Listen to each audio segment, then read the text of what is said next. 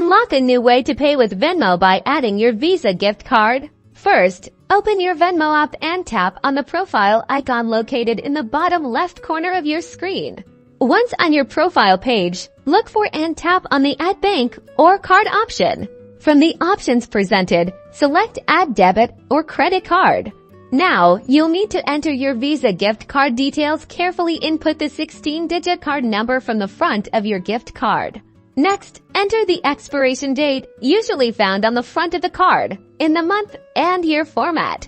Then, input the 3 or 4-digit security code, often called the CVV, which is typically located on the back of your Visa gift card. Finally, you may be asked to enter the billing zip code associated with the gift card, if one was provided at purchase. After entering all the required information, tap the Add Card or Save button to complete the process. Congratulations! Your Visa gift card is now added and ready to be used as a payment method within Venmo, giving you more flexibility for sending and receiving money.